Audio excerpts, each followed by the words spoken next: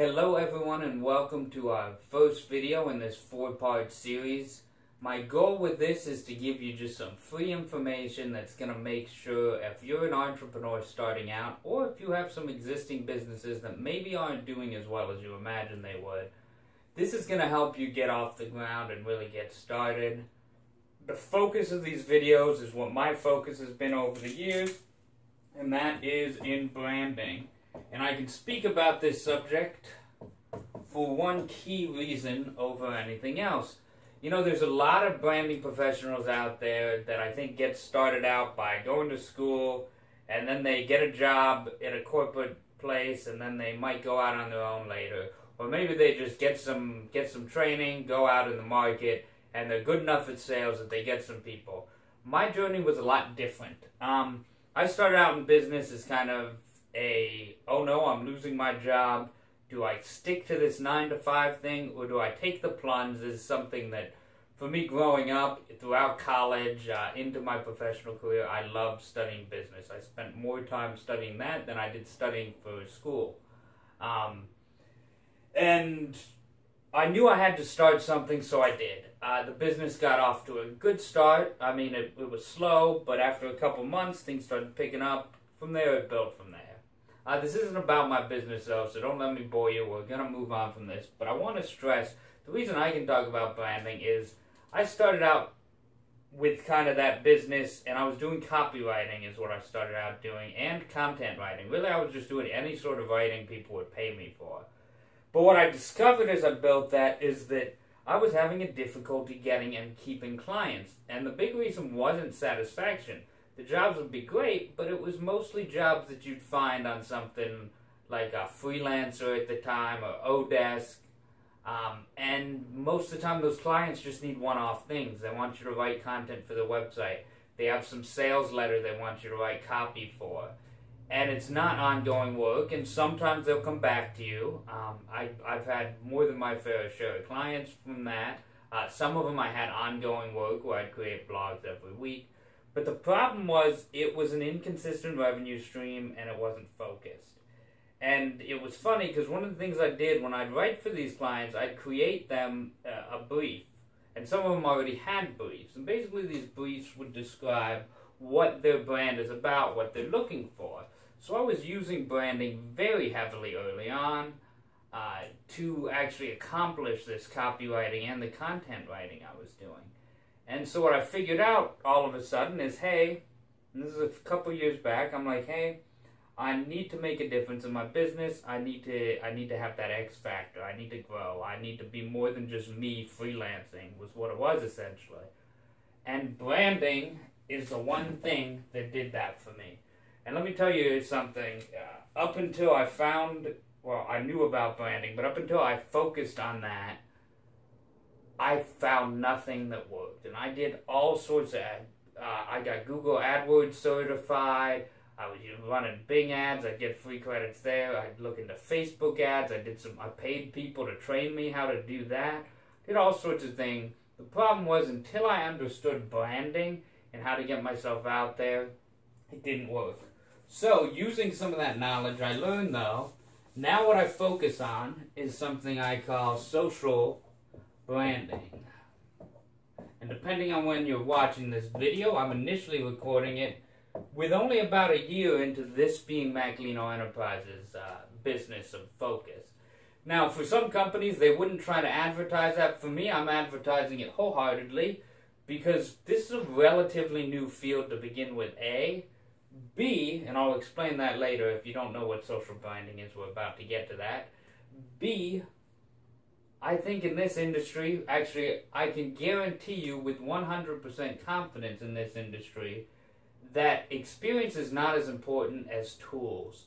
If you're not utilizing the latest technologies, if you're not meeting your audience where they're at, then you're not going to get results. And so this is what we use. It's called social branding. What does social branding mean? Well, you kind of just have to dissect the words and you figure it out. Social is referring mostly to social media. But it's not just restricted to your typical Facebook, Twitter, Instagram, Pinterest type thing. We're talking about any and everywhere people are hanging out.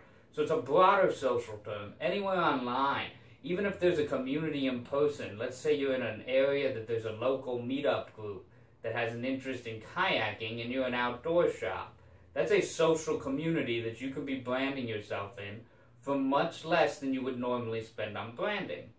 So the social aspect just means finding people where they are.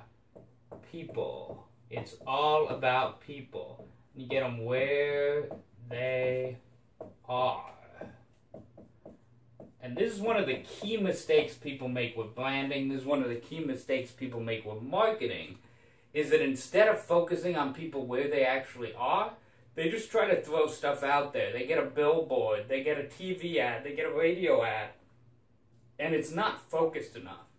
And that's another actual example. Social. Perhaps for you, that means getting on the right podcast that talks all about your topic. Again, the issue with traditional branding, and this we should already know, traditional branding just means your image. It's what people think about, and this is not a direct quote, but Jeff Bezos basically said, your brand is what people think about when you're not in the room.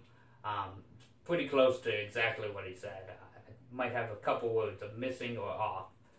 But Jeff Bezos, if you're not aware, is the CEO of Amazon, who at the time of recording is now the second wealthiest person on earth. So if he says something and he talks about branding and the importance, you better know that it's important. So, your branding, your image, how people say, what people say. Now, traditional branding, the problem is it's super expensive. With traditional branding, you're going to be spending tons of money. You're talking about at least that many zeros. A lot of times you're talking more like that many zeros, or perhaps even a couple more zeros, depending on what your efforts is.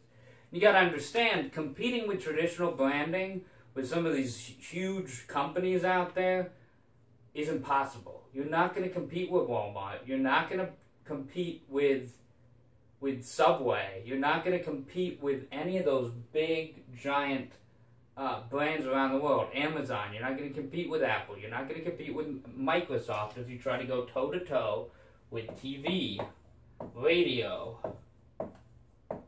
big-name magazines. These ads, I mean, heck, a magazine ad in a lot of these places, especially if it's focused at all. Granted, if you focus on a magazine, say you're an automotive shop and you focus on a cars magazine, that might be effective, but you're spending $10,000, maybe more on that magazine ad. If it's a small ad in there, maybe you'll get away with $1,000, or depending if the readership's small, maybe $500. But there's no way to really track your results.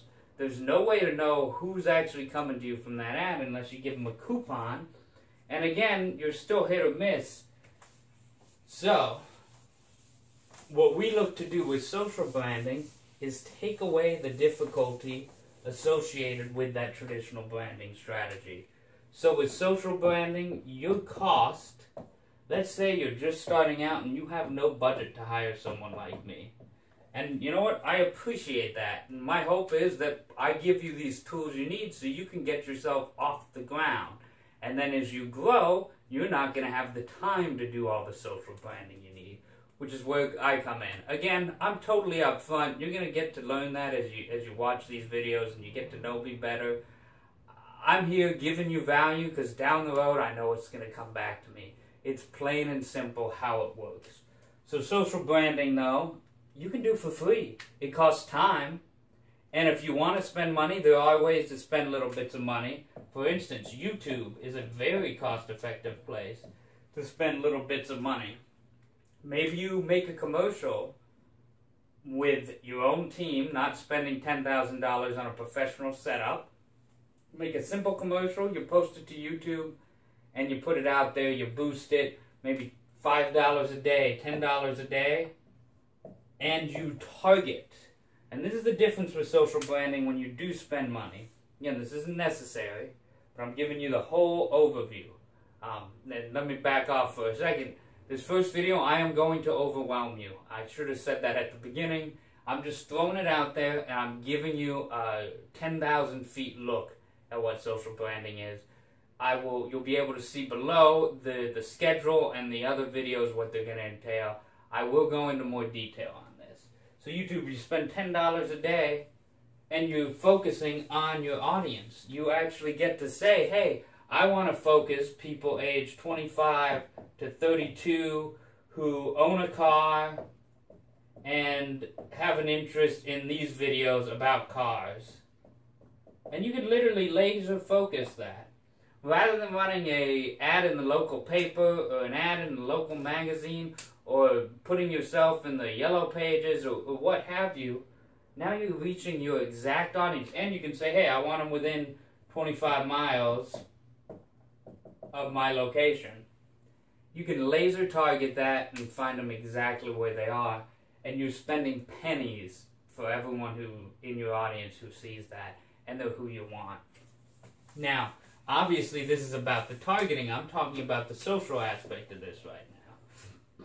Another example, though, is free. What if you go onto Facebook, or let's use an easier example. I work with a lot of restaurants, and this is one of the biggest ones for them. Let's say Instagram. And all you do is you go into your store and you say, hey, hashtag Joe's Pizza. And you incentivize your guests. You say, hey, hashtag Joe's Pizza. Every month we give away a $25 gift card. And we pull it from people who used Joe's Pizza over the last month. See how many people are going to start hashtagging Joe's Pizza when they're in there on Instagram. Taking a picture of Joe's Pizza. It's me in this example. Taking a picture of my pizzas. Taking a picture of their desserts. Hashtagging Joe's Pizza. It's going to go up a lot. And guess what? All their friends in the area who see that are going to be on their phone and say, hey, now I want Joe's Pizza. It works. It's that simple. And this costs you $25 a month to do. And you get the return before you spend the money. And that's about it for the social part, but let's focus in on the branding. So, and I'm going to be splitting these up. I'll do a video about paid social. I'll do a video about regular social, organic, stuff that doesn't cost you or cost you pennies, like a $25 gift card as an incentive. And then I will, again, have a video that will go over the branding more thoroughly. And after this video series, you're going to have the opportunity to learn more about the branding and dive into that. So, branding, though, at its core, goes beyond those traditional places. It goes to what you are as a restaurant, as a company, as a business. Whatever type of business you are, your brand is what tells the story. For instance, I'm not just Joe's Pizza. Joe's Pizza is my name, but what do people think about when they think of Joe's Pizza? Well, I have homemade pizza, right? And that's one of my selling points, homemade pizza. I also have artisan pastries, artisan desserts, not really pastry. I'm not much of a pastry person myself. Artisan desserts, you know, those fresh cannoli that you absolutely cannot beat. Got the best cannoli in the city. In fact, I love cannoli so much that Joe's Pizza, my logo has a little cannoli here.